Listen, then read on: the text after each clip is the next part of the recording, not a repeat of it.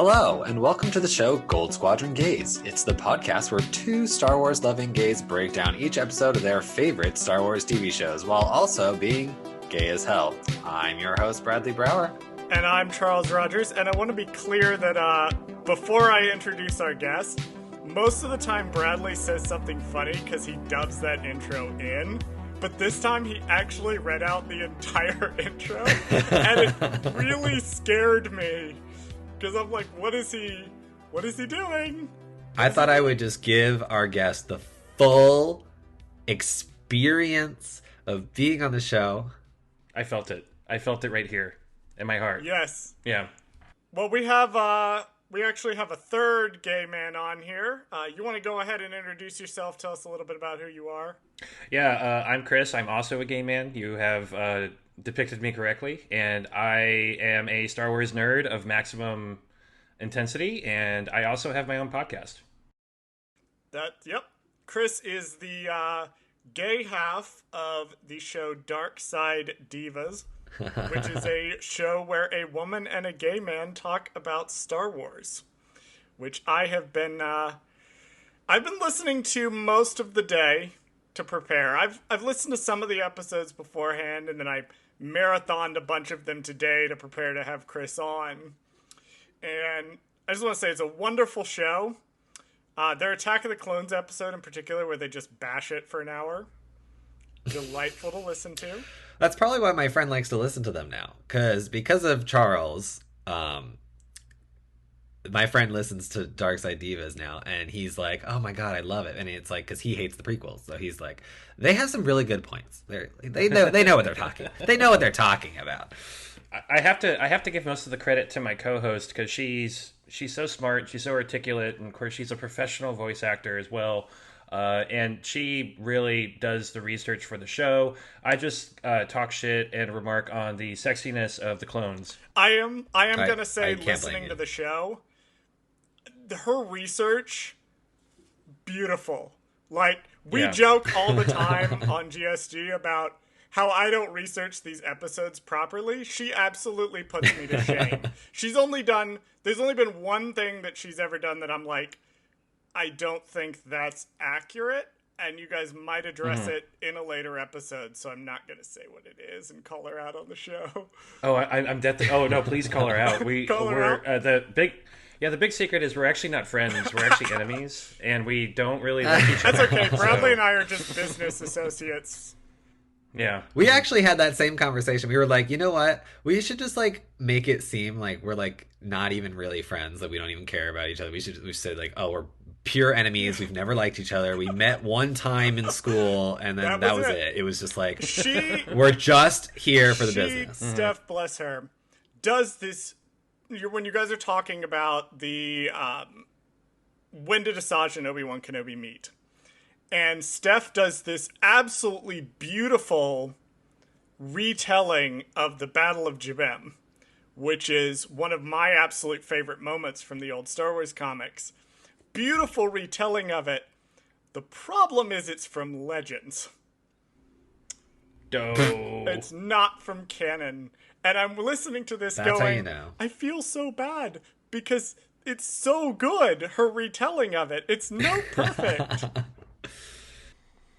Well, yeah, I mean, the mouse controls what is True. in and out in Star Wars now, so, that's the way it is. I will say, though, the research, mostly spot on, and I actually learned something that I have to share on the show before we jump into the actual episode, which is, thanks to Dark Side Divas, I am now aware that D. Bradley Baker, who we have been giving props to the entire time, is the voice of my favorite Star Wars character.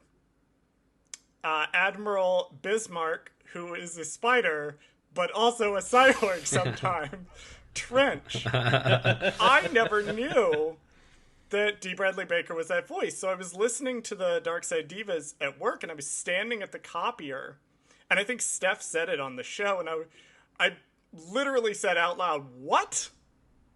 And some of my coworkers turned to look at me. I was like, "Don't worry about it, guys. It's just a Star Wars podcast. Said a thing." And they're like, "Oh."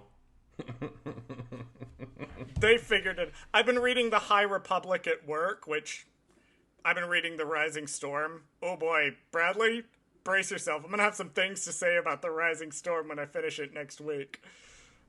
They've I haven't even started that book yet, but I can't wait. It's still gay. I am pleased to report it is still gay, or it better be still gay. Put it that way.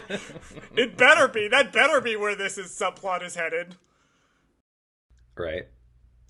We have one thing to discuss before we get into the episode. Two pieces of news. Okay. Chris, if you will bear with us, we'd love to get your perspective on these. We have a segment on the show called "What Did Charles Fuck Up?" Right. Every week it feels like there's something that I didn't research before we get into the episode. And this week is not just on me, Bradley, it's on you too. Because last week there was this exchange.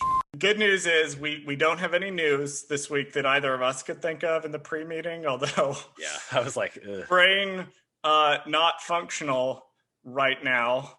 I'm sure that somebody's out there is like, you are not even talking forgot about the trailer that just dropped today. So Bradley, can you tell me what was wrong with that exchange there? Well, I think it was where I may or may not have suggested that when we were talking about if there was any news last week in Star Wars, that, you know, we're probably so tired from everything that we're missing something. You specifically said a probably trailer. Like a whole trailer. I said there's probably like a trailer drop for Obi-Wan Kenobi, even though I was just being so silly because I was just making up a show, right? And I was just like, oh, it's the Obi-Wan Kenobi trailer probably dropped, and we're just totally like skipping over it. But no, it wasn't the Obi Kenobi trailer. It was the Visions trailer. Oh. And I forced the person that I'm dating right now, I forced him to sit down and watch that trailer with me. So I knew the trailer existed, and I had seen it multiple times, but when it came to record that episode, just completely blanked. You even texted me and said, have you seen the trailer? And I was like, yeah. And we discussed it over Instagram or whatever. We were like, oh yeah, that looks cool. Like, da-da-da-da-da. And we had discussed it in length. And then now we literally, once we got to recording, we were just kind of like, yeah, nothing happened this week. Well, so two questions. One, is your partner not a Star Wars fan, or? The person I'm currently dating at this moment, no, not really. He's a big anime fan, though, which is why I forced him to sit down and watch it. Because I was like, I want you to be clear. I'm going to be clear with you that if we are still dating come September, which we're gay men in Los Angeles, so who knows, you will be watching this with me. This is not a choice that you have. And which particular scene in the trailer got you the most excited? Bradley, do you want to take that answer first? Excited in a good way or in a bad way? Because for me, in a bad way, was the bunny girl. I know that furries are gonna have a fucking heyday with this, and I'm very scared for the Star Wars fandom moving forward. But other than the giant rabbit woman, which is fine because I guess technically it's canon because technically in the comics I guess there was some green bunny. So that brings up an interesting point. Visions is non-canon. So they said they wanted to give them freedom to do whatever they wanted. Oh, okay. Well then, hey, fuck all. You can do whatever you want. The first line, and I will say for mine, it's not the trailer. It's the book synopsis for Ronin. Literally the first line, the Jedi are the most loyal servants of the Empire. And I went, I have to read this. It's going to be weird, too, because they're going to drop them all at once. So it's going to be strange. I know, right? Can you imagine, 8 weeks of, or 9 weeks of fucking a 5-minute short? I couldn't do that. I'd be so pissed. Yeah, the weekly thing is killing me. I got used to not having to deal with that with the way Netflix released all their stuff, and then all of a sudden, I now have to wait a week for Loki or Mandalorian or whatever, and it's awful. I hate it. They're trying to train us back into the the weekly releases for cable. Yeah, television. I mean, they're doing it to get people to not cancel, because if they dump a whole show, people sign up 100%. For one day, watch it, cancel, and that's it. And that's, I understand it, but it's still frustrating. It's a great scam. I mean, if you think about it, because I mean, not a scam, but it's a good business model because if you only give people a month for free, that's only 4 episodes. So then you gets enough for them to get hooked on the show, and then they're like, "Oh shit, I got to watch the rest of the show." I will. So I get it. I will come in and say it. I have a more positive view on it because Bradley, you may not remember this because you're like 12 years old, but there used to be a time when you had to watch things on the TV, and you had to specifically tune in and catch them. And at the time, okay. it harkens back kind of to my days as a middle schooler, high schooler, where you would watch something, and then you would go and it would be you would be the talk of your friend group for just an entire week, and then you would go back and watch the next one. I like being when you dump a whole show, what you lose is that episode by episode kind of journey that you get to go on with other fans. Part of my regrets, with the way I watched Mando, is I wasn't part of that for the first 4 or 5 episodes of the show. So the whole Baby Yoda thing, I wasn't a part of that because I was in the middle of doing my massive rewatch. So for me, it is nice to have that, even before you and I started doing this show, to have that where it would be a conversation for a week. And then you would get a new episode. Like, oh my God, what are we going to do? There'd be speculation. There'd be... So I have a more positive view of it. I kind of like the weekly releases. That's just me. I will say I don't like being part of every conversation with Star Wars fans. Twitter is a mistake. I shouldn't be on it. I had that exact conversation this morning on my other podcast, and there are a lot of terrible Star Wars fans. Just like I'm not exactly what you would call an optimistic person, and I have a very negative view of most human beings. So, any group, any pocket of people, any tribe, whatever you want to call it, I tend to think the majority of people are just awful. So, and Star Wars fans are no exception, especially when it comes to, the fight for us to have representation with all kinds of groups, not just gay groups, but like everybody, and the venom that you get when you celebrate like something as simple as 2 women kissing at the end of a movie, and it becomes like the shitstorm for a whole segment of people, and it's just it's just terrible. One thing I'm really loving about the High Republic, I sort of made the offhand comment of, it had better be gay later. One thing I do like is that the writing team that kind of assembled, one of the first things that they said about the High Republic was they wanted diversity. So, we have people of color featured very prominently in the High Republic.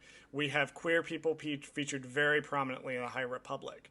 So something that I really like that Del Rey is doing is in the books and comics, they're a little braver with that, and I'm hoping that trend will continue into the live action shows, the animated shows, and more into the movies, more than the 0.5 seconds we got, which was more than, we would have gotten ever before in any of the movies.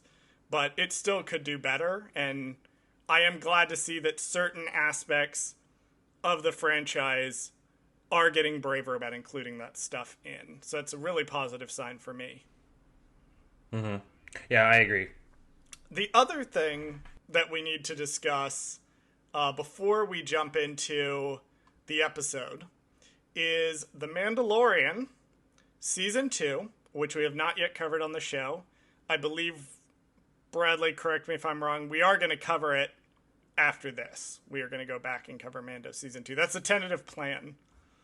Yeah, it's tentatively the second we're done with this, we'll just jump right into Mando Season 2 because I don't want to waste any time. I feel like people are going to be like, that Book of Boba trailer will drop any moment. We don't know when, and I don't want to be like not even started Mando Season 2 and the Book of Boba trailer drops and then we are like talking about Mando Season 2 when it's not relevant anymore. You know what I mean? So I want to keep it as relevant as possible. So we're just going to jump right in after hopefully Bad Batch ends in 16 episodes. I don't know. Fingers crossed. Like, I think I've read somewhere they're pretty firm in that it is 16 episodes. And I also remembered... That's totally fine. I think that is between 16 and 22. Because I think, Chris, correct me if I'm wrong, because you guys are currently watching Clone Wars. Weren't some of the seasons of the Clone Wars just 16 episodes? They were 21, I believe, with a few exceptions because of the production drama that took place closer to the end of Clone Wars. But we're not even there yet. We're just about to start season 3 Clone Wars. So I will say they do a lot more trilogies the deeper the show gets, and it's harder to do one episode at a time when the narrative of the episode is tied to 2 other ones right after. So that's kind of our challenge with it. Do you think Bad Batch is going to be just one season, or is there going to be another season? Or We were sort of... I mean, that's my theory. My theory is one, Charles thinks it's going to go more, but I mean, honestly, with this, like, recently with Loki, kind of disproves the theory now that there's only one season. Spoiler for anybody who doesn't know, there's going to be a second season of Loki. And, you know, with the WandaVision and then the Winter Soldier, like, we saw, like, okay, those are going to be one and dones. And then, you know, with Star Wars, we didn't know we knew there was going to be Mando season 3, but that was about it. You know, that's the only true live action Star Wars show they had at the time. And now that we're getting all these other shows, and then of course with the Bad Batch, like, who knows how many seasons they're going to be. I do really know, that they have said from the beginning that Obi-Wan Kenobi is a limited series. So WandaVision was a limited series. They didn't really market it that way. No. Same with Falcon and Winter Soldier. That was a limited, thank God it was limited, but that was a limited series. They didn't really market it that way. Obi-Wan Kenobi, they said right out of the gate, it is a limited series, which is nice. Which is good. I don't know if they've... I mean, yeah, there's only so much you can do with Obi-Wan in that time period anyway, so... Short and sweet, and get us in, get us out, get him back to Tatooine to sit on a desert planet for the next 20 years. And kill Maul eventually. Yes. We have completely tangented. Welcome to Goldsquadrongays. That's what we do. That's it. No, you know what? I gave us a good 20 minutes for our fuck all stuff in the beginning anyway. We always extend our time frame when we have a guest. Thanks to right. Kyle's episode was like 2 hours and 15 minutes, and I think it's still our most listened to episode. Yeah, so there you go. I mean, people like to sit in the fucking car and just listen to stuff or work and not do work. And just hey, I do my work while I listen to my podcast. It's when I'm not doing work that I read my book. The Mandalorian Season 2 was nominated for a whopping 24 Emmys, including Outstanding Supporting Actor in a Drama Series for Giancarlo Esposito, Outstanding Guest Actor for Timothy Oliphant, and also Carl Weathers. It's nominated for Outstanding Drama Series. Dave Filoni is nominated for an Emmy for Outstanding Writing for The Jedi, with Jon Favreau also nominated for The Rescue, and then a bunch of different other things: prosthetic, sound editing, music composition, sound mixing. Basically, run down the list. It's nominated for it. Gotcha. I do remember, Bradley, the what was it? Was it the Golden Globes? It was like the first or second episode of this podcast we were talking about it. I think, yeah, because you know what was funny? I was like, wait, Emmys? Didn't we cover this during the Emmys? And I was like, oh, wait, no, because the Emmys never happened when we were covering this. So then they went back, and now we're doing, obviously, Season 2 Emmys, and that's where we're at now. What do we think of Mando's chances? Well, with 24 noms, I mean, I'm assuming at least half. Yeah, I predict that they're going to win most of the technical awards. I think, yeah, for sure. The other show that got nominated for a lot of stuff was The Crown, and I am generally not a fan of that show, but I saw this past season and was completely blown away by the acting performances in that one. So I think that one's going to ultimately run away with everything else. Unfortunately, I will say that I'm going to come in with a third party here. And I am going to point out that WandaVision was nominated for, I think, 23. Oh. And Elizabeth Olsen... But for what? That's a great question. Let me... it doesn't have to do every single one, but specific, I want to look at costumes, one in particular. I want to see if... what Emmy nominations... Yeah, so there's one in particular that I want to draw attention to. Well, actually, 3 in particular. All 3 of the lead actors are nominated. Okay. So Outstanding Lead Actress for Elizabeth Olsen, Outstanding Lead Actor for Paul Bettany, and Outstanding Supporting Actress for our Queen, Catherine Hahn. Gotcha. The breakout star. I want her to win so bad. I want these actors to win. Particularly Elizabeth Olsen and Catherine Hahn. Just because Catherine Hahn is having so much fun on this show. And Elizabeth Olsen, what she has had to deal with being Scarlet Witch and being told behind the scenes of Age of Ultron, you will never wear the Scarlet Witch costume, to turn around and win Outstanding Lead Actress Emmy for this. Although they are in a limited series, so they may not be competing. I would have to check and see exactly how they set it up, because they are in a limited series, so they may be in a different bracket, in which case they'll just sweep it. They might win. Yeah, because if it's a limited series, they won't be competing with Mando and all those other ones. So then I can continue to support Amanda. Support Amanda. Amandalorian. That's a drag name. God, I hope so. Write that down. I hope somebody has. Write that down. All right. Well, that has been 23 and a half minutes. We're sort of on schedule. Let's dive into our episode titled Rescue on Ryloth. Chris, I'll let you go first since you're the guest here, and also fuck Bradley. What did you think of this episode? Did you like it? Did you dislike it? When the name Ryloth appears in a episode name of any Star Wars, there is a very high bar, and I think that this episode definitely hit that bar. It wasn't my favorite Bad Batch episode. I think the 2 episodes ago was my favorite, but I loved it. I absolutely first of all, the animation is out of control, amazing. I had just watched some of the older Ryloth episodes from Clone Wars, and just to see the difference between I think it was 2008 Clone Wars and now is it's unbelievable. There were times I was watching the episode and I thought it was live action, but so that was awesome. Chopper is a droid chaos god. Yes, it was so good. We will get to Chopper. I have some notes on Chopper.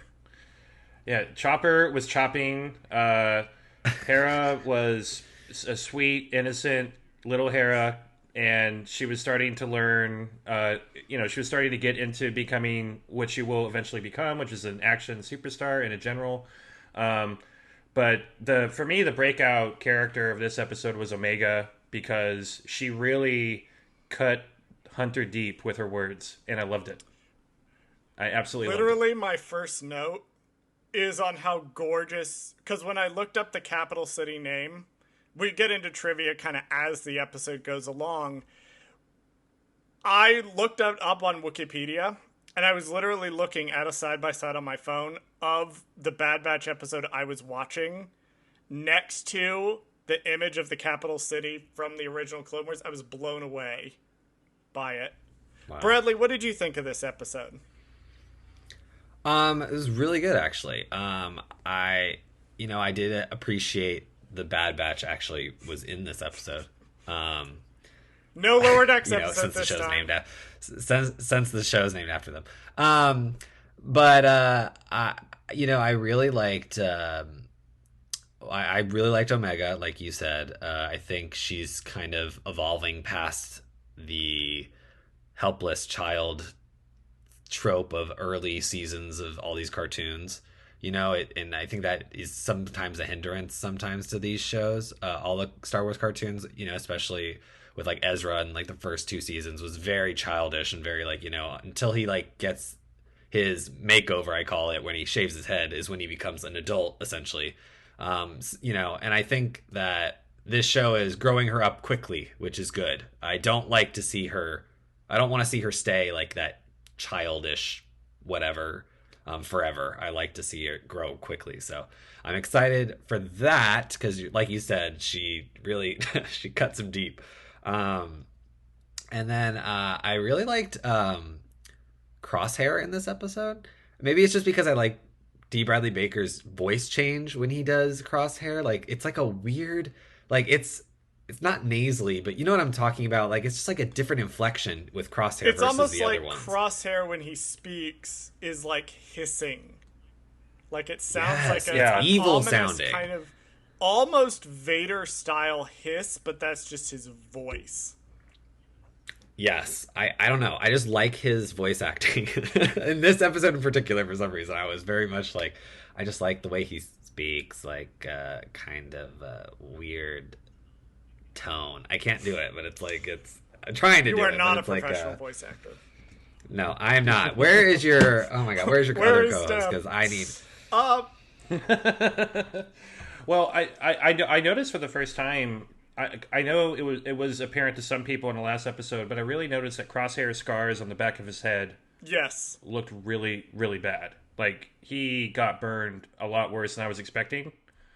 So, and that, with his voice and his composure throughout the whole episode, he became a true villain for me for some reason in this episode. Whereas before, I found him annoying. Still a compelling character, but, like, he's not going to be a problem for the entire Bad Batch, or he couldn't possibly be. But now, after this episode, for some reason, I'm thinking this is going to be bad. When we talked about this last week, I actually put forward the theory, and I'm going to expand on it. This week, I had put forward the theory that his inhibitor chip was damaged by the burn. And I'm going to further expand on that and say that it's possible that Crosshair's just a dick. Like, maybe we'll find out in the last episode his inhibitor chip was damaged by the burn, and he's just an asshole. Right. There'd been one the whole time. That would be an interesting twist, I think, on it. I think that's where we're heading with him. And, now that it's apparent that there are other clones that are starting to go, hey, this Empire thing is not cool at all. We need to stand up to it. He is becoming that much more interesting to me. I will say, before I jump into it, I really like the episode. I like all the episodes. I don't even know why I say that anymore. I liked it more taken off the back of last week's. Viewed on its own, I'm not as wild about it. But fortunately, a lot of the people I felt were sidelined in this episode got the spotlight last week. And I think that was the importance of Devil's Deal, was that it gave us time with Cham, Eleni, Oren Frita, who's just not in this episode completely. It gave us time with these people. So that really helped in this one when they don't really have a lot of things to do or choices to make. Well, let's dive on in. We open up with a shot of the Ryloth capital, which is actually called Lesu, apparently. That is the name of it. Absolutely gorgeous. I also noted Rampart when he comes in and Howzer's behind him in the first scene. Howzer's facial animation, where you can see him visibly uncomfortable with what's going on, is just A+ animation. A+ animation. He is beautiful. Yeah, I wrote Captain Hottie as that. Yes. Captain Hottie. Daddy Howzer, come in to save us. We finally get Eleni's name pronunciation correct after not being stated at all in the last episode. We finally get her name. Hooray. So Rampart comes in, and Rampart basically taunts them for a bit, and it's like, we're going to find Hera. And then he kind of goes out into the courtyard with Howzer, and Howzer's sort of questioning, well, what is this about? I was there. You know, the shot didn't come from Chamber, any of his people, which does Howzer has a chip in his head. Yeah. Yeah, I was confused the whole episode because I was like, why is he acting like a normal person? Like, if he has an inhibitor chip and he's still technically, you know, a clone, like, why does he care? Like, I don't know. I was a little, they're playing a little fast and loose with these inhibitor chips, obviously, because I don't know what's happening. There has to be some sort of a catalyst that makes the Empire go, we can't use clones anymore. We have to go a full volunteer army. And I actually think my theory is, and Howzer is proving that out to me, is that the inhibitor chip isn't as effective across the board as they thought, or it deteriorates after the order gives out, and there are, like, as time passes, there are more and more clones going, hey, wait a minute, we were fighting the Separatists because they did all this evil, awful shit, and now we're doing the evil, awful shit. Right. It's breaking their... not their psyche, but it's breaking their, like, programming. Like, they're going, wait a minute, whoa, we don't do that. It's like a drug, almost. That a drug or an alcohol where if you pump somebody full of a drug constantly, it's going to build up a resistance to it. And what the Empire basically did was what Order 66 did is it just fired these chips into maximum overdrive. So it shoot the Jedi, 100% loyal to the Empire... boom.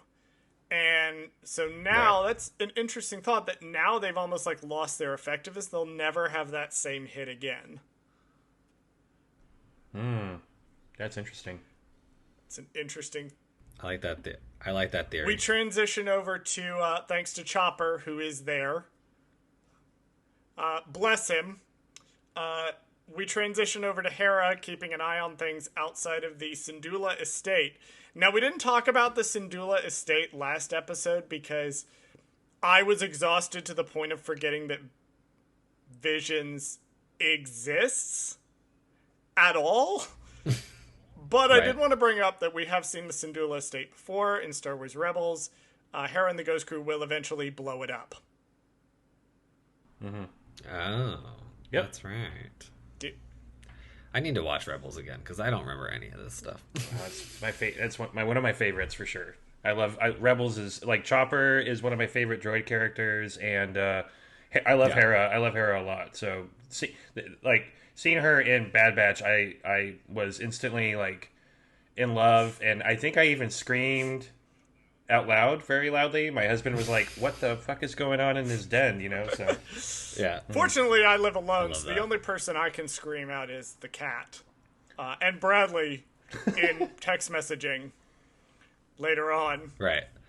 At 3 a.m. for me. I will message him. So lately, I feel awful. We touched on this in the last episode. Lately, I haven't been staying up to watch it. And normally I'll warn Bradley to stay off social media. Don't open your Snapchats. Don't check your messages until you've seen it if there's going to be a major spoiler. He saw the episode before I did, so he didn't get the warning to stay off social media. So both of us got spoiled for Hera. Dope. Yeah. It was very sad. Sad. Back on the ship, we have Omega attempting to fix Gonki. I like that Omega's a bad mechanic. I do, and here's... Is she? Well, in this case, she's not omnipotent as a mechanic. Right. We've talked about the concept on the show of the hyper-competent child character, which is not a bad thing. It is part of the Star Wars fantasy. Part of making it sellable is they can't be hyper-competent at everything. Right. And I think it's good to see that there are some technical aspects, like she doesn't really quite know how to fly. She's not 100%... she can't just magically fix Gonki. You know, I like that we're seeing these aspects to her that she's not completely perfect. Well, for the record, I want a pet Gonki so bad. Gonki is amazing. My takeaway with that was that she was able to do some stuff with Gonki. Like, she recognized there was something wrong with him, And, I'm going to quickly jump to the end of the episode real quick just to make my point. She also taught Hera how to scramble the ship transmitter Tech thing. did. Tech did. Oh, I thought that was her. That was Tech. I specifically noted it because the thing Charles didn't research, or the thing Charles forgot to research, was exactly how the ghost worked. Because I thought that, specifically that line, Tech taught me how to scramble this, was a seeding what the ghost will eventually do. To where the ghost thing is that it's so good at scrambling that it can slip in and out of Imperial detection. Well, Dave Filoni, you bastard. I know. My concern with Omega as a character is that she's going to turn out to be force sensitive. And I'm not sure how I'm going to feel about that. I also think I thought she was, and I was super confident about it in episode 1. I came into our episode 1 deep dive like, she's fucking force sensitive. She's a fucking Jedi. She is. Yeah. And as time has gone on, all of the stuff she does in that episode that seems like it's force sensitive is later explained. Mm-hmm. So she knows what Crosshair is going to do, not because she can sense it, but because she already knows about the inhibitor chip, and she knows that they're going to invoke the inhibitor chip in him. So I don't know. Yeah. I mean, there's still time. You guys could still be right. I mean, I don't think that's going to happen, but you guys could still be right. I'm not sure. Like, for me, like, I started to relax on that theory until she was playing Star Wars chess with Sid. And I was thinking, oh my gosh, if she does turn out to be force sensitive, what does that mean? Does that mean that the Empire has access to technology that lets them clone force sensitive people? Which would explain a certain character that Palpatine is apparently responsible for in the sequel trilogy. So that's my concern. That opens a lot of questions about the Force. I'm not prepared to answer these questions. You just have to make sure she has the right number of midichlorians. Well, here's a thought.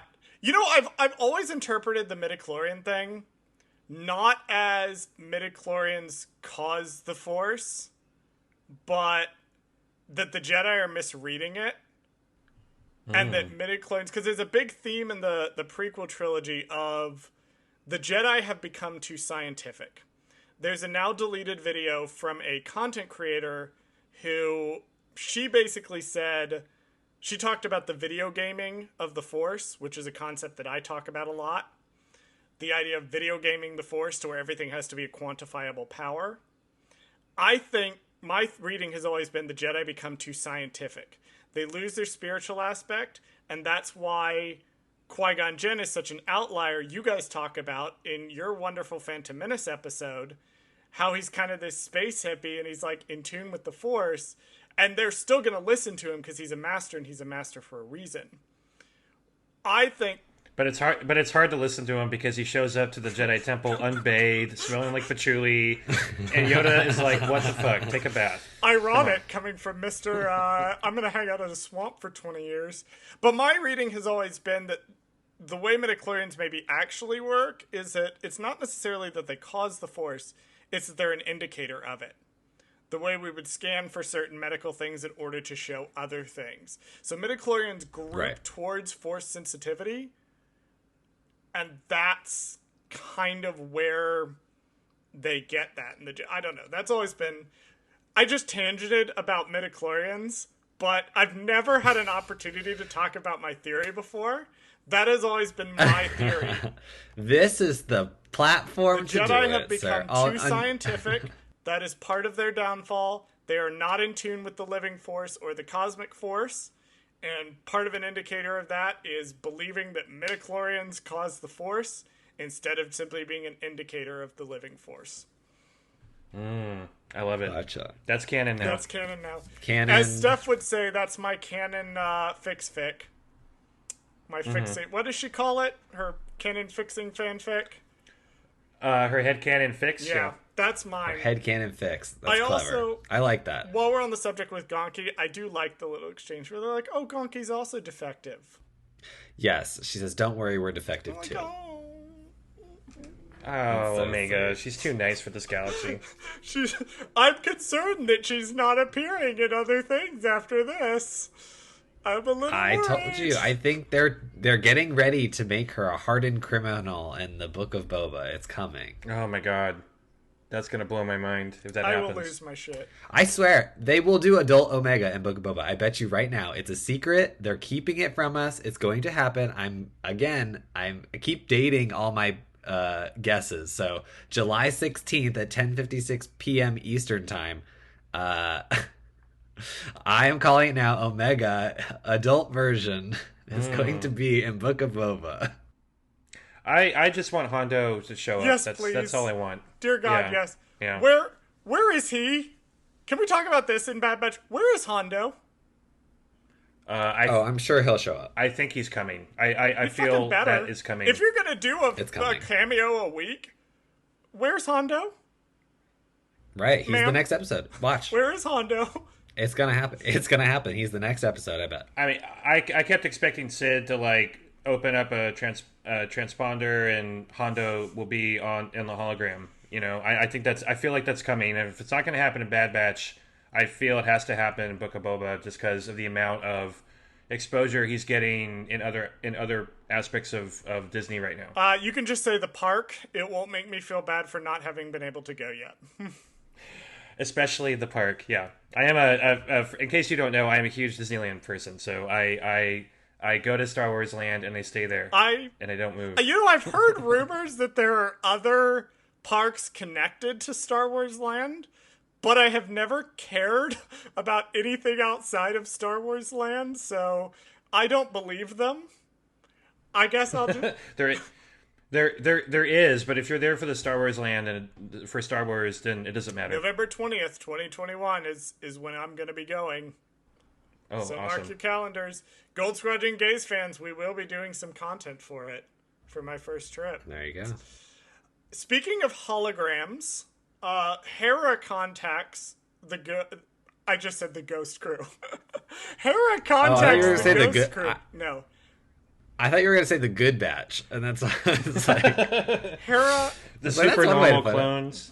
Hera contacts the Bad Batch, and she does a very A New Hope style, help me, Obi-Wan Kenobi, you're my only hope, where she's almost even kind of in the Leia pose, where she's kind of down. yeah, she's like bent down on her knees. Yeah, I said, "Help me, Omega Wan Kenobi." Oh, I did like that Hunter has this brief moment of, you gave her our number? Really? I get Yeah. that this is like the first friend your own age you've had, that you didn't like immediately leave 2 seconds later, but Right. yeah. I loved Hunter's facial expression at that moment. It was very much who's calling you? Who's that boy? You know, like, or who's that girl? Yeah. You know, it's like it was that mentality. It wasn't, oh my god, you just gave away our location. We're all gonna die now. It's like, who are you talking to? Tech has a line where he's like, well, maybe she's just emotional. You know, children, they tend to I literally have in my notes, Tech, shut up. Yeah. There's several Tech shut up. I love Tech because I feel a strong connection with Tech's energy of needing to stop every conversation to quote the Wikipedia at people. But on the other hand, Right. Tech needs to shut the fuck up. I love it. I agree. Tech did have my favorite line in the episode, closer to the end though. But yeah, Is it? I'm gonna guess it. Is it the one where he's like about her flying? Yeah. The distraction. Yeah. yeah, we are equally confused by your Erratic flying. by your. Yeah, Tech is so cool, but yeah. One of the few criticisms I think is valid for Bad Batch is I don't think Tech and Echo, for that matter, have gotten a lot of stuff in the story yet. Yeah, and Yeah. I've heard some criticisms that they're very similar characters. I don't agree. I think that they are two very different characters in terms of tech, being this kind of nerdy guy, and Echo as a character, the focus is more on his role as a reg, as a former reg, being a member of the Bad Batch, but having that lived experience that the others do not have. Unfortunately, the show, Right. other than the Separatist episode, and one scene here that we'll get into, really hasn't given us enough focus on either of those two characters to really show that. Yeah, I think they don't really know what to do with Echo. I think it's kind of like he's in the Bad Batch, but he's kind of just there because they rescued him a couple shows back. You know what I mean? Like, it's not like... Well, Bradley, you and I were talking... neither of us... We both were very underwhelmed by the episode that I've unfortunately learned is Chris's favorite of the season. We were both underwhelmed, and part of the reason we were both underwhelmed was we felt like the Echo subplot, where he kind of has to learn to put aside his hatred of the Separatists, because, you know, it's a new world, and him coming around to encouraging the guy at the end didn't feel strong enough, didn't feel like it had enough focus to really land.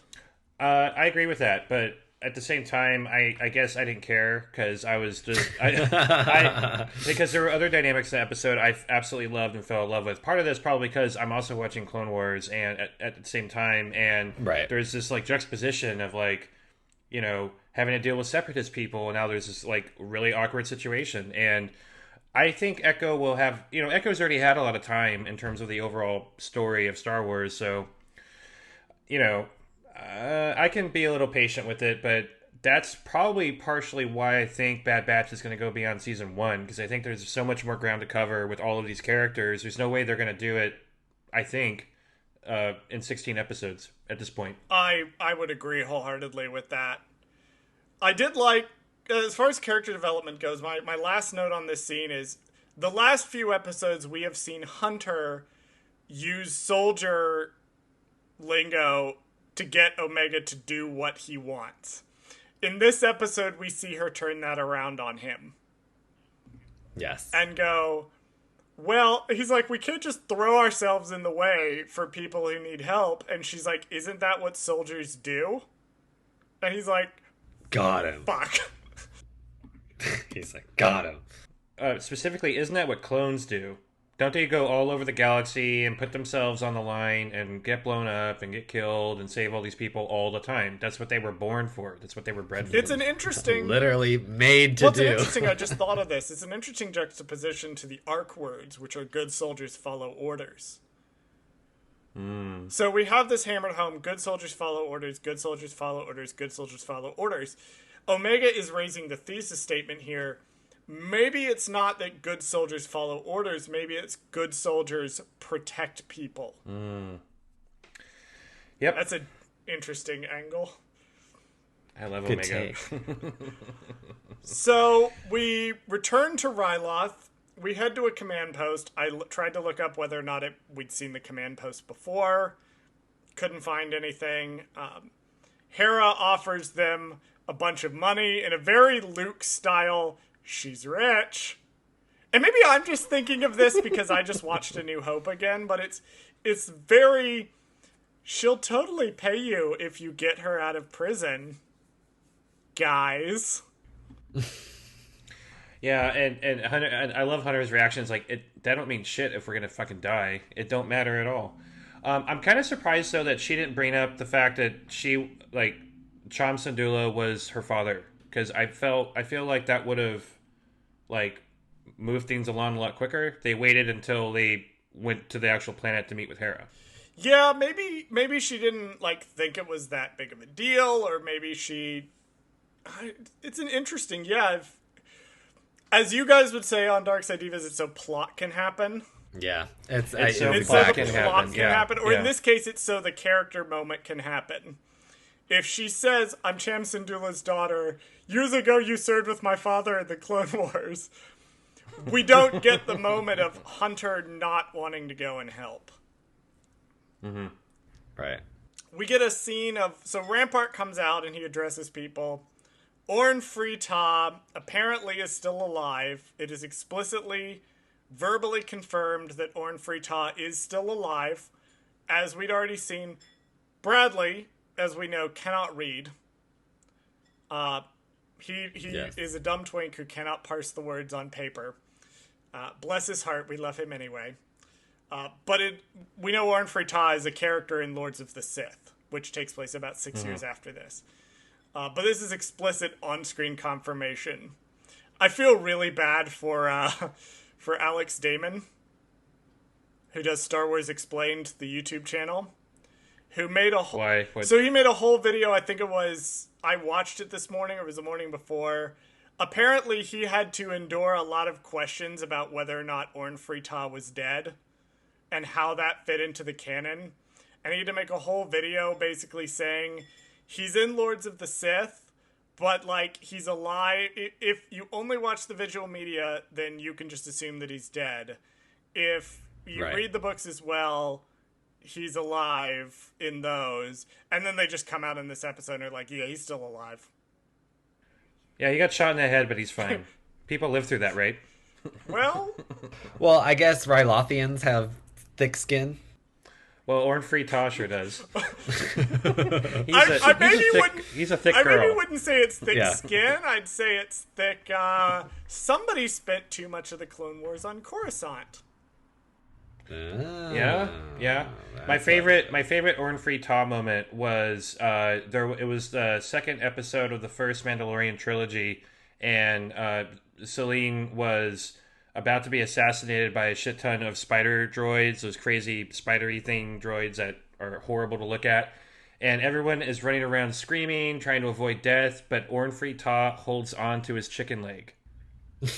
No matter what.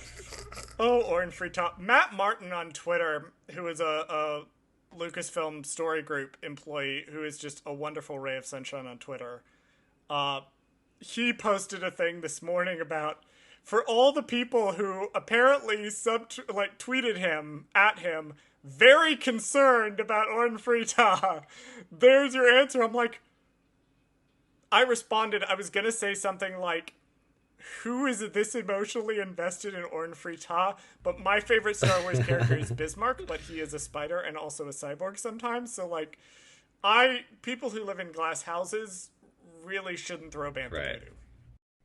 voodoo. That's disgusting. We get a mention of the plasma bridge. It's not relevant to the plot. I just want to bring it up because it is a reference to the Clone Wars.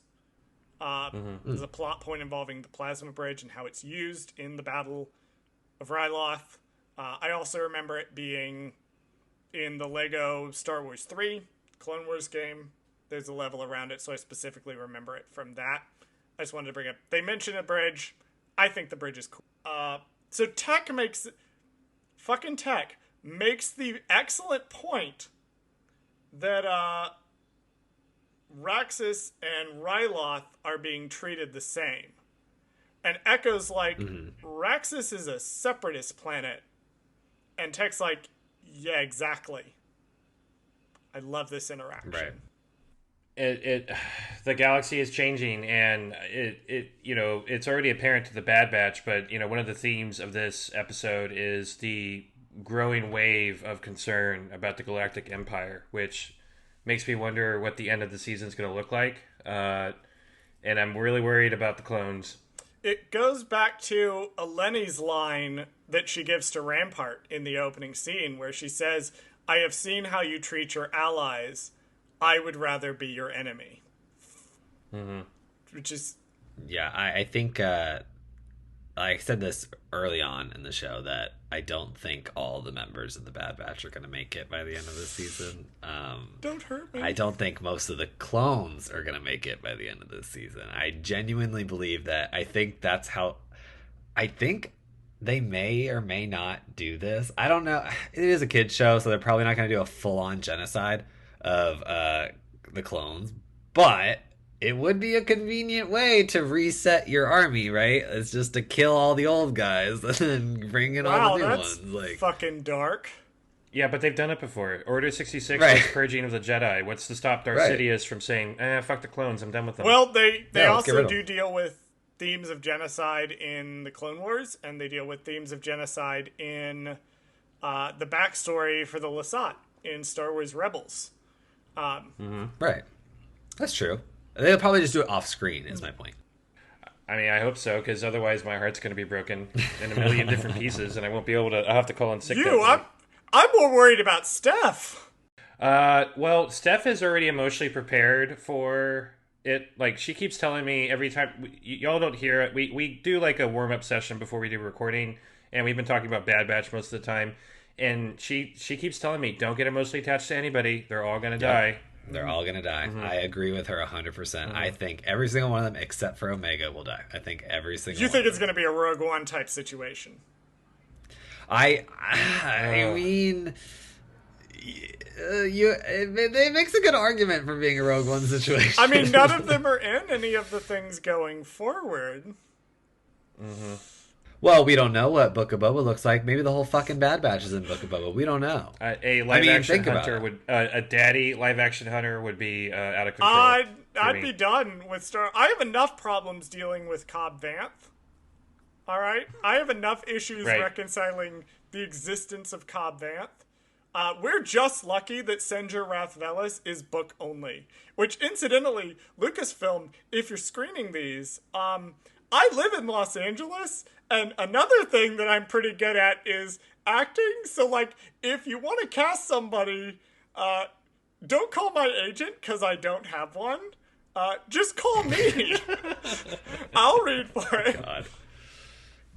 Oh my goodness. No, I was gonna say as much as I would love for the Bad Batch to show up in Book of Boba, I don't know if they're gonna pay Tamora Morrison enough money to be all the clones, because if Bradley D. Baker is already pulling like quadtillion duty doing 30 different characters on one show as just a voice actor, imagine Tamora Morrison as the actual body double doing 5 or 6 different characters. Remember, Tamora Morrison, and Bradley, you may or may not be aware of this. Chris, you would have been old enough in the prequels to be cognizant of this.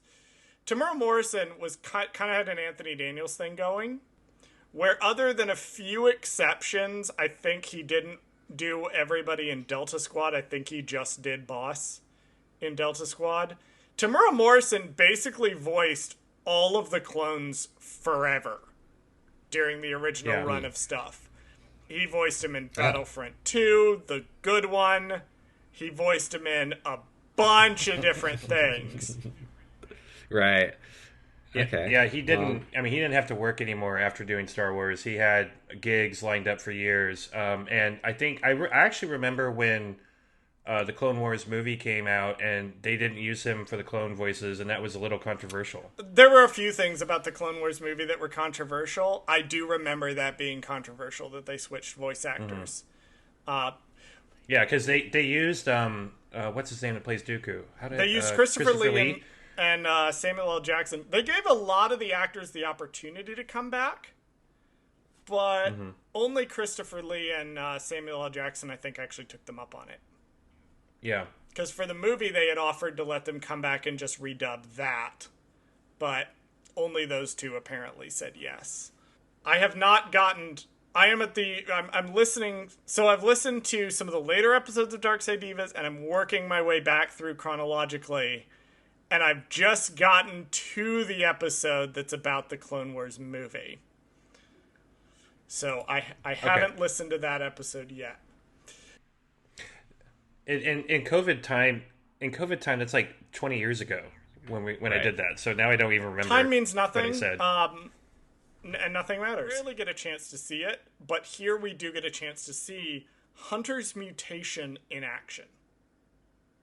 Hunter doesn't get a lot of a chance to actually show off in a way that's tangible what his mutation actually is. Hunter has enhanced senses. So he's so in tune with the world around him that he can detect like frequencies. He is insanely sensitive to everything. So he is the one to hear the probe droid, even though the probe droid is being basically completely silent. He hears it and is like, give me 1 second. He's like, I'm going to go deal with this real quick. Stabs him in the eye. So I liked that we did get to see Hunter's mutation, especially since Tech, Wrecker, and Echo doesn't really have a mutation. He has an augmentation. We've gotten to see all three of them do their thing multiple times. We've gotten to see Crosshair. There's very few instances where Hunter has been, like, able to do his thing. Mm-hmm. Right. I love that the shot of Crosshair when he's looking up at them, his face is obscured by the helmet. But because of the details in the way the helmet moves, because of the musical cue, and because of the directing choices in the shot, you could just tell how pissed he is. Yeah. You just tell how fucking furious he is. He has, like, supreme resting bitch face, right? How does he have resting bitch face inside the helmet? You can just tell. You're like... It's the tattoo. It's that tattoo on his face. It gives him that constant, I'm constantly angry look, and if that's the last face I see before he puts the helmet on, that face stays in my mind, you know? Yeah. The Bad Batch heads back to the command post. They're like, fuck this shit, we're out. Omega's like, seriously? Guys? Like, she's going after her family. I would do that for you. Right. She's in here trying to get them to help. So I have her sort of noted as sort of the moral compass of the group now. She is almost kind of the heart of the team. And I love that she's coming into that role fully. Especially as Hunter, you can tell he's kind of moving in a more mercenary direction, especially his conversation with Rex. And she's kind of pulling him back. Yeah, well, I think Hunter's intent is that this is his family now, and he just wants them to survive, and he just wants to get through the day. And I don't think any of them is still dealing with what's happening across the galaxy. They're just trying to move through their motions, trying to get to a more secure place, and trying to find his place in the world or in the galaxy. And, you know, Hunter is being protective dad, and Omega's all, no, we still need to help people. You still need to do what you're good at. And, you know, Hunter is stuck in a rock and a hard place because she's not wrong. At the same time, they have to take care of themselves at some point. I noted here, Crosshair reports that Clone Force 99 is on Ryloth. I didn't have any notes in the scene, but I wanted to bring the scene up in case you guys had any notes on it. I don't think I did, no. Nope. Where he's where telling he goes into Rampart and Howzer. Like, yeah. They're on Ryloth, and Rampart's like, yeah, how about you shut up and do what I tell you? Yeah, I just wrote down that Crosshair's getting a little testy. He's like, I can go after these guys. I know what they're capable of. And then they're like, he's like, no, you can barely catch a child. So you need to go do that first, and then we'll talk about going to hunt down. It brings up my question from last week of, why is Rampart here? Why is he here? Why is he not on Camino dealing with Project Warmantle? I can only imagine it was because Tarkin went back to Camino and was like, you know, you have a face that I just want to punch over and over again. How about you go somewhere else and go the fuck away? I initially thought, like, this would have been a good place to bring maybe either Tarkin back or bring in a different admiral or a different Imperial military officer. But then I went, no, because the problem is Tarkin is frighteningly competent. And Tarkin would have handled this in about 10 minutes. Tarkin would not have even bothered setting up the whole Orn Free... One, Tarkin would have had Orn Free-Taa killed. Mm-hmm. That would have been number one. Two, he wouldn't have bothered arresting Cham Syndulla or any of them. He would have shot them then and there. And been like, they assassinated Orn Free-Taa and then we murdered them.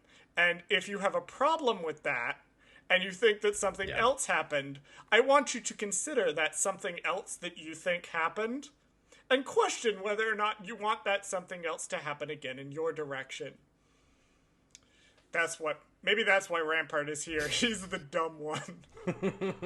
It's part of it's to plot. It's to advance the plot. You have this, like, clearly an alienist in his own right, doesn't have any reverence whatsoever for Twi'leks especially, and he's just a dick the whole time. He's that classic British Imperial officer dude, and that's it. That's his purpose. The Imperials are pro-human fascists. Like this was really clear in Legends, and it's still pretty clear in the in the new canon. But the Revenge of the Sith novel that Matthew Stover wrote, very obvious that it's a wonderful novel. If you only read one Star Wars book, read that. Well, one Legends book, read that one. It's so good. But is that Legends? I thought that would be canon. So the original movie novelizations are canon-ish. They're basically canon where not contradicted by the new canon, is what they've said. So even the new books, the novelization of The Force Awakens features a scene where Rey and Poe meet, which they don't until the end of The Last Jedi. So I think it was Pablo Hidalgo said something to the effect of, when you're reading these novels, assume that they're canon unless otherwise contradicted by some other source. So, but that novel points out, the Republic, the people in the Republic, the humans in the Republic were already noting that a lot of the Separatist leadership were aliens. And we're starting to have some anti-alien sentiment, so it's good that they bring it up again, because othering and driving wedges between groups of people, common fascist tactic. Yeah, I mean, that was part of Dooku's grand design, is to make sure that all the leaders of the Separatists were not human. Mm-hmm. So that the Empire could put them down later and grind them under the boot heel. Make them second-class citizens, when in the Republic they would have been on the same level as everyone else, or they should have been. So yeah, in theory. In theory. So the next scene between Hera and Omega, I have 2 notes here, but they're 2 pretty substantial notes. We've been talking about a familial relationship between Omega and the clones, and we've talked about it, joked about it being this girl being raised by her, 4 space uncles. She makes the point, and I had never considered this until this episode, they're her brothers. 100%. Like, they're literally her brothers. Recontextualizes the whole relationships for everyone. Like, Hunter is the oldest brother who's the one who's had to take charge. Wrecker's like the cool brother. Tech is the kind of annoying brother who, his heart's in the right place, but you also know he has a keep out sign posted on his room door. And Echo is adopted. Yeah. It's a weird mixed family kind of dynamic, but then at the same time, I never considered them her brothers, even though their literal DNA is an exact copy of hers, minus the female, the mutations as well, X gene for them, the enhancements. Well, yeah. Well, as far as we know. Yeah, I thought that was a neat aspect to it that I hadn't considered, and like some of my early criticisms of, oh god, this is the Mando thing again, with the grumpy dad raising the kid, it totally recontextualized for me. Mm-hmm. Yeah, it's a very different dynamic, though ultimately Star Wars is about family, and so thank you, Carrie Fisher. Rest in peace. Damn right. So I think that there are always going to be similar themes along those lines with any good Star Wars story. Maybe not so much a Sith story, but other types of Star Wars stories. So it'll be interesting to see how it continues to map out that way. But yeah, this was one of my favorite scenes too. There is a meme floating around where they're doing a side-by-side comparison of when Thrawn I was going to bring that up. Yeah, I'll let you do whatever. it. I'll let you tell us. Well, you'll probably do a much better job, because I just saw it 10 minutes before I jumped on to record this, and Thrawn's talking about, oh, you have a brother and something bad happened, and they do a side-by-side of the conversation of Omega and Hera, where Omega's they're my brothers, and I'm like, oh my gosh, I hope that's not something that happens later and a reference to all the Bad Batch being killed horribly. The good news is it's not. The bad news is it's more heartbreaking than that. Yay.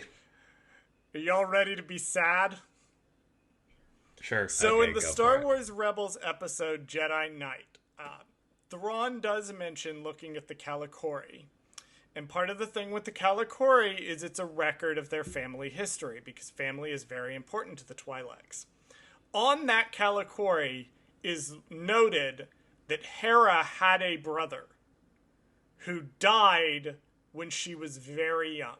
We don't know if it was an older brother or a younger brother, how close they were in age difference. We know that she was alive, so she would have interacted with him in some capacity, but he passed away when she was very young.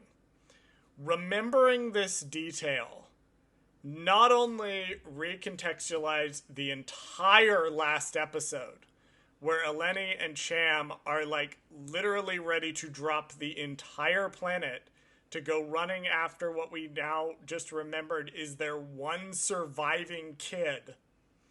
But Hera's line when she says, "I'm jealous," of the relationship between Omega and the Bad Batch is because she never got to have that relationship with her brother. Well, this was a wonderful podcast. I'm going to go drink now. That's crazy. I saw that same thing you did at work, and it floored me. It just absolutely floored me. The level of detail in the world building that Dave has done to where someone can go back and find this one line from Star Wars Rebels that explains the entire family dynamic. Like, my soul is crushed. Absolutely crushed. On a lighter note, though, I was thinking about the Twi'leks anatomy because I was looking at her mom in the next scene, and why do the women Twi'leks or the female Twi'leks have like nubs for ears, and the males have actual This was ears? a detail from Return of the Jedi that was just a thing that was included. Because her mom is wearing earrings, okay, in the next scene with they're in the prison, and then Howzer comes up to talk to them. She's got her earrings on, and I thought, like, oh, these are just like little caps they just wear over their ears, because I saw the dad, and the dad has Normal ears. actual ears. And then the mom, she literally, her earring, it goes around like in a big circle on top of the nub, and it's like hanging from the nub. And I'm like, wait, so do they not have ears? Like, I don't understand. And then also the women always wear a headpiece. They don't, the men don't. So it's, I don't know. Dave Filoni, please explain to me the anatomy of Twi'leks, like why the men have like a giant forehead, and then the women wear like essentially like a headpiece covering their head, and then their ears don't show, but then their ear nubs that are covering their ears are the same color as their skin. Like, I don't know, please explain. This will be the one thing we didn't research. Yeah. I unfortunately have researched this. Don't ask why. Chris coming in clutch. Here we go. Yeah, this is George Lucas nonsense. Ultimately, at the end of the day, these characters were designed for Return of the Jedi. There were two Twi'leks in that movie, the female one and the male one. For whatever reason, George Lucas wanted to make the females extremely feminine and always beautiful and all that kind of shit that he did. And the males have unfortunate foreheads. They have buttock-shaped foreheads. Yeah. And the older they get, the grosser they get for some reason. Cham Syndulla is not, in my opinion, a particularly attractive-looking character model, whereas the mom and Hera are. And that's true. That's just something, that's one of those, like, when Dave Filoni got to do Clone Wars, George Lucas was really insistent that he do certain things, like make sure Twi'leks have a horrible French accent, because if they sound French, they're going to be prettier, and they need to be pretty. You know, that kind of bullshit. It's just, I read it as a reference, the Twi'leks are resisting, as a reference to the French resistance in World War II. But of course, George I'm going to keep referencing you guys' show. Firstly, because I want to keep plugging it. Because it's great. Which I do not mind. Secondly, because I spent all day at work listening to it. You guys raised the point of the meta story of the Jedi in Attack of the Clones. And pointing out correctly that the meta story of the Jedi is one of the best aspects of the sequel trilogy, or the prequel trilogy. It also continues into the sequel trilogy. One of the best aspects of the prequel trilogy, but is also, you just cannot believe that George, I've been dying every day since you came into my life, Lucas, wrote this incredibly complex and layered meta plot, but also that, it's the same thing with this. Like, I want to believe that the Twi'leks have a French accent as a reference to World War II and the French Resistance. But I know it's some George Lucas bullshit. No, it's straight up George Lucas bullshit. He wanted a super attractive female alien species, and he thought by having a male that is super ugly, that would help accent the beauty of the female. Joke's on him, KOTOR made them hot. Right? Well, now the Star Wars Vision show is going to take that one step further, because I guess the comic books have an ugly green rabbit, alien, and then now they're making this cute little bunny girl, who I guess assuming is the same species. Did you just straight up throw like the two fingers in the video? We don't release the video of these. We don't release the video, but I want everyone to know, Bradley, when he said cute little bunny girl, either by accident or on purpose, literally threw up the two finger like kawaii symbol. It was... Yeah, I was trying to be like a cute little Japanese girl. I hate you so fucking much. We get an interesting sequence where Hera's explaining the plan. And remember, we talked about the very first shot of Hera. She's spying on the refinery. That is what they've sent her out to do. And we talked about how, yes, It makes sense for the story that if you need somebody to do this, relatively safe gig, not going to be in any danger. Right. Send the kid to do it. Turns out that is a Chekhov's gun. Because she knows the guard patrols and the layout of the facility. Because she and Chopper were spying on it in the last episode. And that is how she knows Chopper can sneak in on this patrol. It doesn't come out of nowhere. She already established. But when you involve Chopper in any plan that you devise, you're asking for trouble. Yeah, but this is early enough in the timeline that they might not know that. I mean, she found out the hard way. Chopper's all, yeah, I can hack into the control panel and deactivate the guns, no problem. Yeah, thanks, and he gets Chopper. there, like, my bad. I was really disappointed in this scene because I wrote down in my notes, I said I was expecting a talk about the plan while it's happening scene. Like, I don't know what you officially call that, but where like in Ocean's 8 or something, they're talking about how like, they're like, so he's going to jump in here and he's going to open up the safe and then this is going to happen. And they show you them doing those things and then they cut to, oh, that's already all happened. Like, because that's what they were talking about the plan. There's a fun game you can actually play with those types of scenes. And I'm about to ruin those scenes for you forever.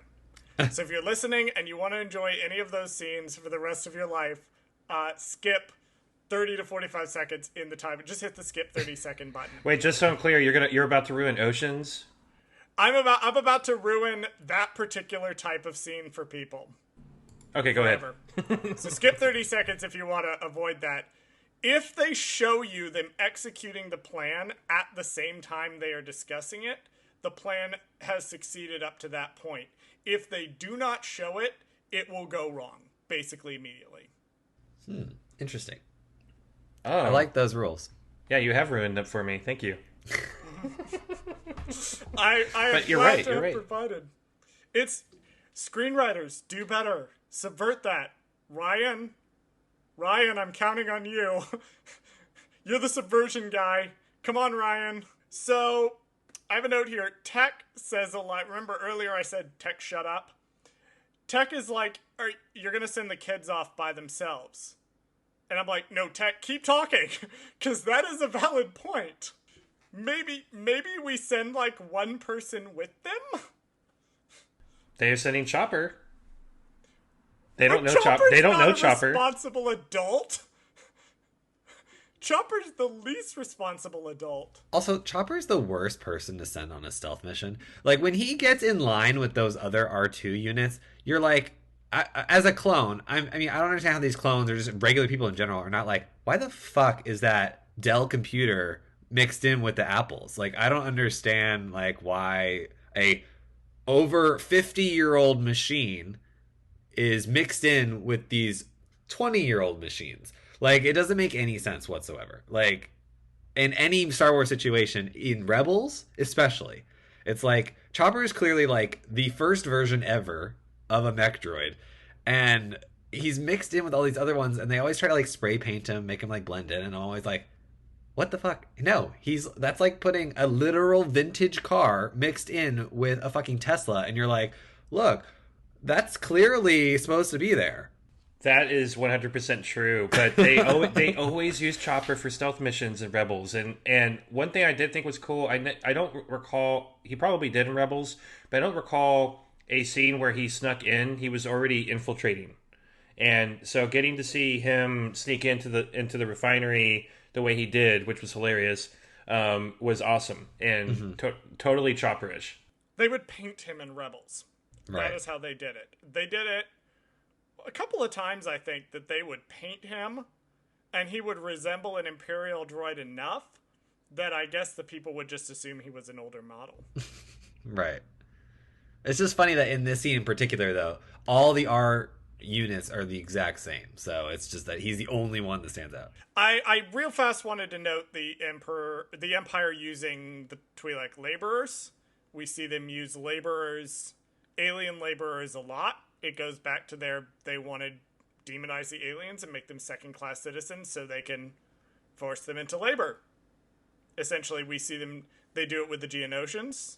I believe in canon by forcing them to work on the Death Star. Yep. I think in Legends, I know definitely in Legends, the Wookiees, same deal. A lot of them were round up and sent to work on the Death Star. So we get a little bit of that with the Emperor. I keep saying the Emperor, like he's personally involved in this. He is personally but involved. He is. It's his grand plan. It is his grand plan. So Chopper, when he's in line, has a little conversation with the droid in front of him.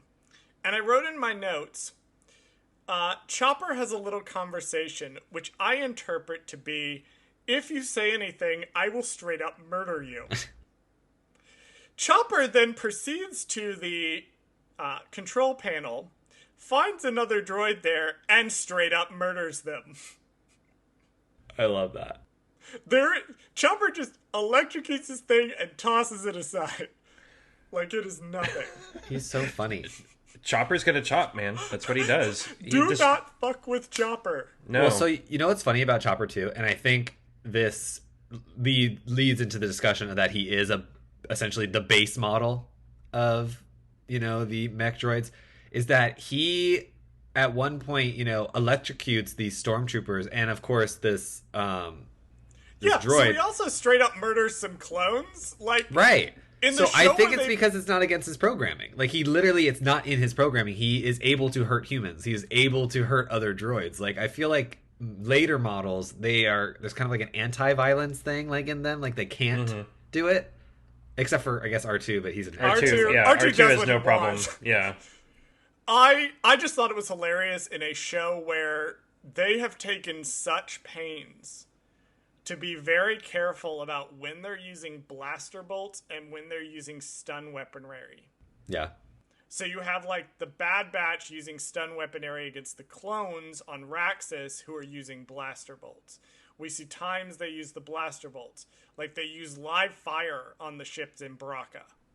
Like, that situation is bad enough that they're like, we're switching to live rounds. Chopper just straight up has a body count. He's just like, I'm going to murder a droid, and then I'm going to murder 2 clones. I love him so much. Bye. Chopper does not fuck around. No, he is the most destructive entity in the galaxy. So Omega is like, Chopper gets up there and says, oh, I actually can't do it. Sucks to be y'all. And Hera's like, what are we going to do? And Omega's like, well, there are these ships.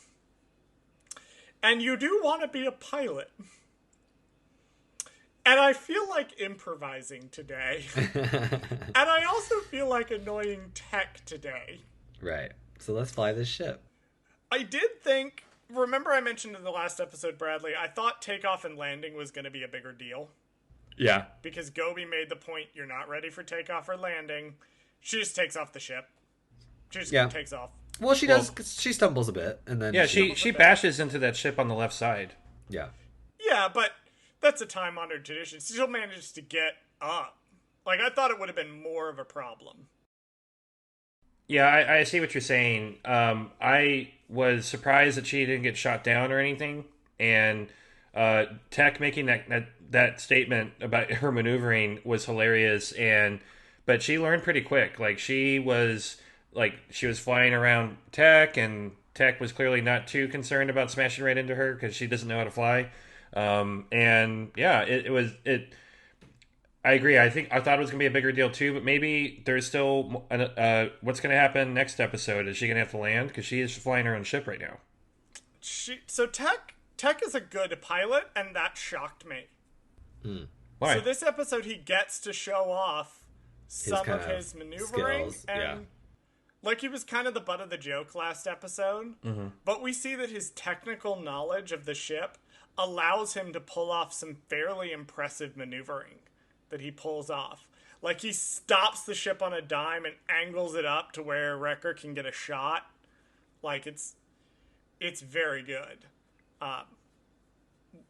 We do know also that Hera, as I mentioned last time, will pull off my absolute favorite hyperspace maneuver of anyone ever when she hyperspace jumps through a fucking space station's hangar.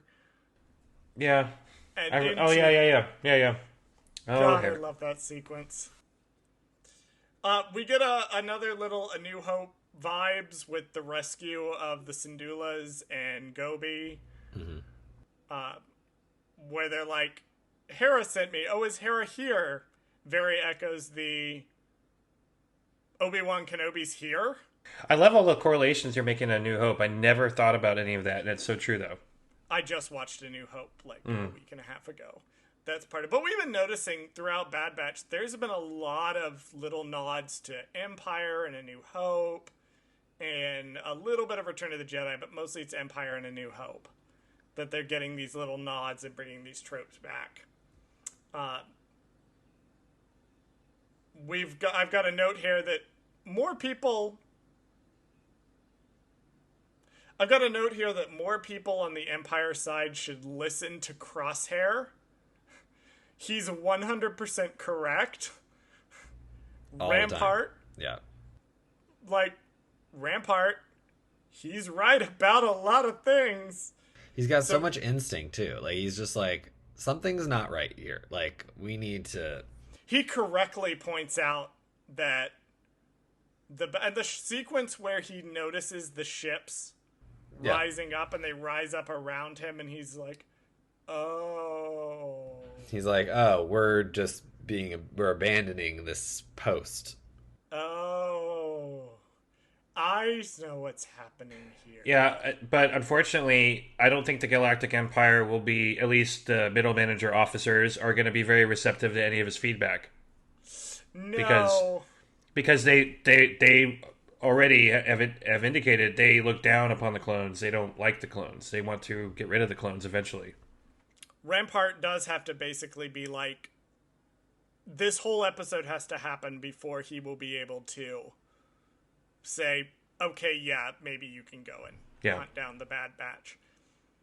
We get the Imperial klaxon sound again. One of my favorite sound effects from the series. The klaxon. I believe we were talking about it, Bradley, on an earlier episode where you were quite fond of it as well. It is actually my... I was going to say, you mean this sound?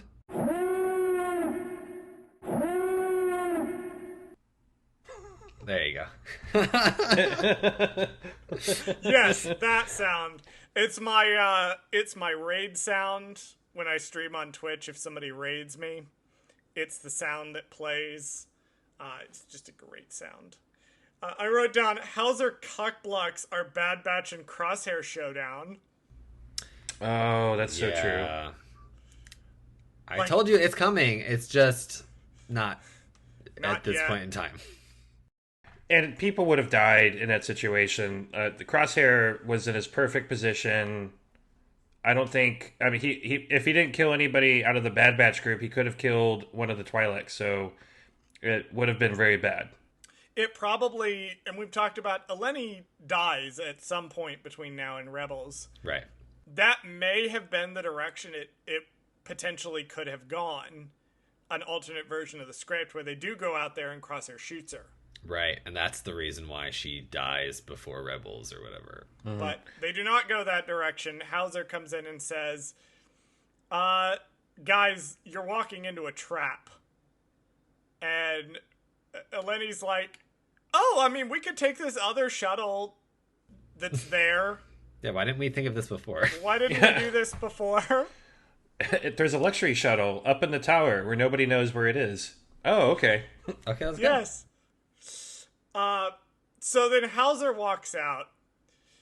This great scene. Howzer walks out and gives a speech that's like, this is wrong. Yeah. This is not okay. And the first time I watched this episode, my thought was, yeah, he's gonna get shot. I thought Crosshair was gonna kill him. But to my absolute shock, some of the clones lay down their weapons. Yeah. Yeah. Well, they're still his troops or whatever. Like, it's still his squad. So I guess I'm not that shocked that they, like, kind of somewhat listen to him. Well, it shows that it goes back to Chris's theory earlier that the inhibitor chip is starting to wear off and will not be as effective long term. So it's kind of an implication of that clones all over the galaxy they're starting to get smarter. They're not like as break the conditioning. Right. Because he throws down the gun and then the other ones are kind of like, yeah, you're right. Yeah, we already did our job here. Why are we listening to the Empire? Like, they're kind of like, this is kind of total bullshit. Right. And then I think what's happening too is this is the beginning of the end for the clones. I think you're going to start seeing them all slowly get arrested. And then, something will happen to them behind the scenes that we're not going to see. or maybe we will, and it's going to be horrifying. Oh, well, we can only hope. Oh, God. So we get this lovely moment where they're flying away. Here's a Return of the Jedi moment. That, I mentioned there hadn't been a lot of moments that kind of echoed Return of the Jedi. This one does. Where Hunter kind of looks down and Crosshair's kind of looking up. And they both know that the other one is there. Mm. It's not a Force thing. It's not exactly like the sequence with Darth Vader and Luke on the shuttle Tidarium. But it really echoes it. Yeah. The idea of the two people being in two different places, but being close enough to almost sense one another. Right. I love that shot. So is it going to happen next episode, do you think? The showdown? Mm-hmm. Possibly. I'd have to look up what the next episode is called. I mean, there's only 4 episodes left, theoretically. Yeah. So. Well, it's called Infestation. Probably not. No, I would say probably the next one, which is called War Mantle. I agree. which, as we know, is the name for the phasing the clones out and bringing in the new troopers that Rampart mentions, and fun fact, was mentioned in Rogue One. Oh, yeah. Wait, isn't that when she's going through all the files? Is that one of the ones? She's going through the files. Yep. Hyperspace tracking is one she mentions, which we eventually saw in The Last Jedi. Right. Something called Project Dark Saber, which we know about. Yeah. Or Black Saber, I think, is what it actually is. I think it's Black Saber, and then also War Mantle is mentioned. Interesting. This is War Mantle. Oh my gosh, we've almost come full circle with the files in Rogue One. See, it's like poetry. It rhymes. Right. Oh my. They land, they talk to Alinea and Cham. There's a very classic, they're back on Ord Mantell. There's a very classic kind of keep the money moment. I do have noted here that Tech shows Hera we mentioned earlier in the episode, Chris and I, Tech shows Hera how to scramble signatures. This will eventually be the Ghost's whole deal. Mm-hmm. Is it scramble signatures? But this very nice, and we get this very nice, like, goodbye moment between Hera and Omega. Which I hope they see each other again. I really do. I don't know. We'll see. Well, maybe they won't see each other again until Book of Boba coming this December, only on Disney+. Vanessa Marshall, live-action Hera. I mean, they've mentioned her in Rogue One, so why wouldn't they show up? I mean, if Chopper can show up in Rogue One, then why the fuck can't Hera show up at some point? She's in Star Wars Squadrons, again voiced by Vanessa Marshall, and I think she might have mocapped her as well. Right. I haven't played Squadrons. This is a thing we will do on my Twitch channel, which I will plug later. But you should let me know when you play. I definitely love that game. So I have not played it yet, but she is in it. That's awesome. Mocapped as Hera. Interesting. So I do hope they see each other again. Yeah. Maybe in season 2? Bad Batch season 2? If they did that, I would not like it. Because then you're like, all right, guys, you need to come up with new storylines. Like, and not just like, oh, let's go back to these characters that we saw in season 1. Just do the same story, but a different one. You know what I mean? Like, it's like, can't do that every time. There's a few characters I could see if they did a season 2, them bringing back. Hera would be one. Cad Bane would be another. I would love that. Queen Fennec Shand. Avi. Bring her back. Senator Singh and his droid. Okay, now you're getting a little too specific. Character. Alrighty, you're getting a little too specific. That's the one. That's the only ones I could see. Yeah, and I feel like Sid would be a mainstay character. Sid just isn't the main cast. Mm-hmm. We have our final scene, Crosshair and Rampart. I love the little hiss as Crosshair takes his helmet off. It's very reminiscent of Kylo Ren. Yep. And the way his helmet kind of hisses in The Force Awakens, in Last Jedi, when it comes off his face. And Crosshair is like, I want permission to go hunt down the Bad Batch. Rampart's like, fine. Go ahead. Go kill them. They've embarrassed me enough. Go embarrass me somewhere else. Yeah. And that's where our episode ends. That's it. Do you guys have any final thoughts on the episode? Chris, again, you're the guest, so you can go ahead and go first. No, I completely can't. The key for any episode of like this is like, do I want to watch the next one? And the answer is absolutely. I cannot wait for what happens next. I just hope someday Disney will stop with this weekly bullshit because it's killing me. In general, with Bad Batch, I do think that, like, I know people complaining about the pacing of some of the episodes, it feels slow. Clone Wars is not that different. Watching that show week to week, you have to deal with the weakness of some of the episodes, especially the episodes that rely on the one before or after or whatever as part of a trilogy. And I do think one of my other main criticisms of Bad Batch is I don't feel like it still is distinct enough to be its own show. It feels like Clone Wars 2.5. which I don't mind. But Bradley, what did you think of this episode? I thought it was pretty decent. I think my only issue with the episode is I feel like it's stronger as a two-parter and not on its own. I think you definitely have to have the first episode. And honestly, I'm sure watching the episodes back to back is more beneficial than watching them week and then wait a week, you know? So I think that's just like slightly where it's a little weak is that it doesn't necessarily stand on its own, which it could have if it didn't have last week's, if they, you know, but other than that, there's one random note that I didn't get to, which was when Howzer warns them about the ambush or whatever. And there's like a split second where when they're running away, Hunter looks back at Howzer and then kind of like keeps going. And I was like, why didn't Hunter tell Howzer about the inhibitor chip right there? No time. Yeah, but like, come on. Like, he noticed that obviously Howzer was kind of having doubts or whatever, right? So why would he not just relay that information? Like, hey, by the way, your instincts are right. All of you have a chip in your brain that's controlling you and telling you what to do. Like, you know, I don't know why that wasn't brought up. Like, you guys have these opportunities. So Howzer's big speech can happen. I know, but it's like, yeah.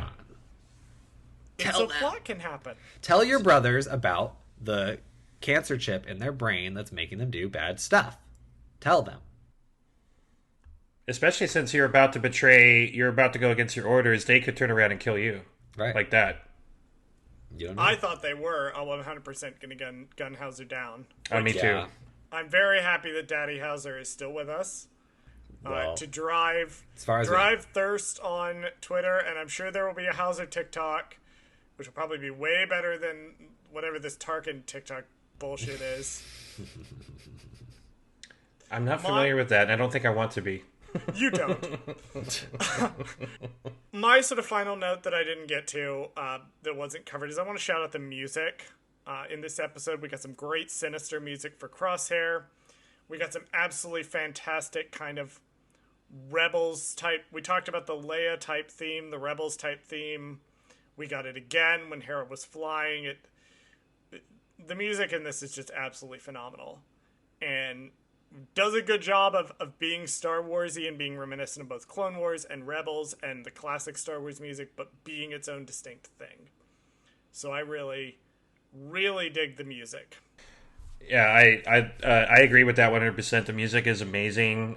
Again, I have to call out the animation. It's unbelievable what they've done with the show, and I hope that level of quality continues with the other Disney animation because, in the past they've made some interesting choices, like with Resistance, for example. So I want them to keep going. I'm glad you brought that up. So let's get into it. Yeah, did I just step into a minefield? You did. Oh my. So Bradley and I are quite infamous for our violently different assessments of Resistance. There's another podcast I'm going to try to force Bradley to listen to, where they're covering Resistance right now to get him to appreciate this show. Because it's good, Bradley. It is a good show. I think this is something that you and I are probably going to argue about at length. Definitely in our Bad Batch recap, but probably for the rest of time going forward.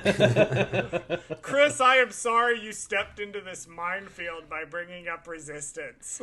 I appreciate that I was the antagonistic force of this situation, so thank you.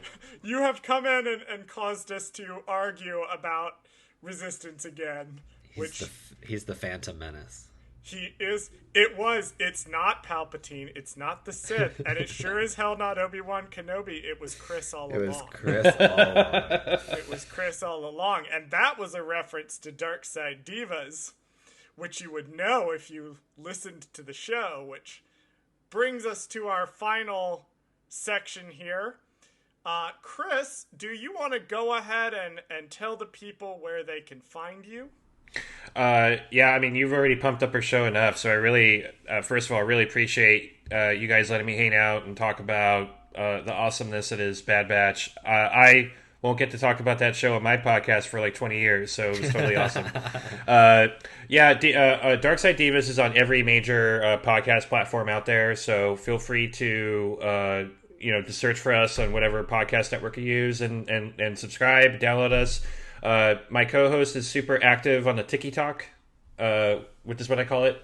I don't understand that app at all, so I'm sorry. I have tried. I just can't. But we're on Dark Side Diva at Dark Side Divas on TikTok, Instagram. So just check us out. And yeah, more Star Wars is awesome. So, Steph, I love you, and I'm sorry the Jabem thing rubbed me so to the point where I had to be like, it's so good, but also it's not canon. I'm sorry, Steph. I still love you. Please don't be mad at me. That's hilarious. Well, Chris, I'm glad that we had you on. It was awesome. I have not, even though Chris and I live in the same general area and are part of the same Discords, which I've actually seen him advertise Dark Side Divas in some of the Discords we're in, and then completely forgot about it and discovered it later during Pride Month and was like, oh, I've seen that name before. I've not met Chris in person yet. But Chris, it was delightful to have you on. Absolutely awesome. Hopefully we'll get you back on at some point in the future. Yeah, I definitely. I loved doing this with y'all, and I'm a huge Star Wars nerd, as you can tell. So hopefully, I made it entertaining for y'all.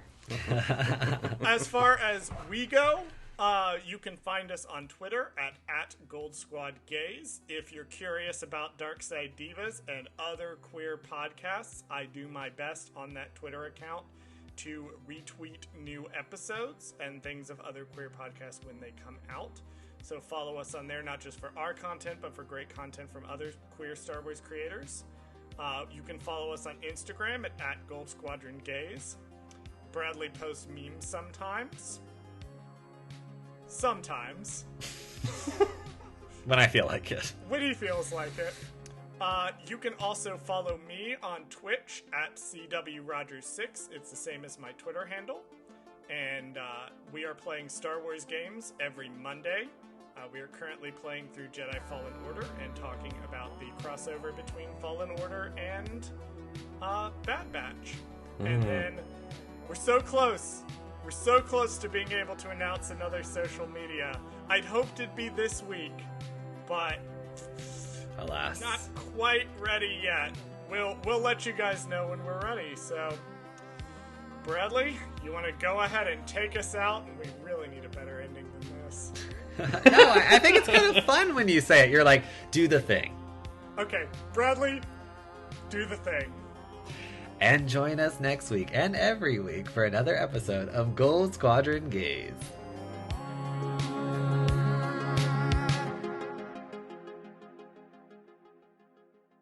24 Emmy nominations, season 2. Nice. Including... Oops. Is that you, Charles? It's probably me. Oh. My bad. Oh, I thought that. I just assumed that you're both in LA, so I'm just like, well, one of you is just going to have some kind of traffic. It's only the occasional gunshot. Only the occasional drive-by. The street I live right next to is a favorite starting point for people that like to drag race. Like actual drag racing, not the drag queens.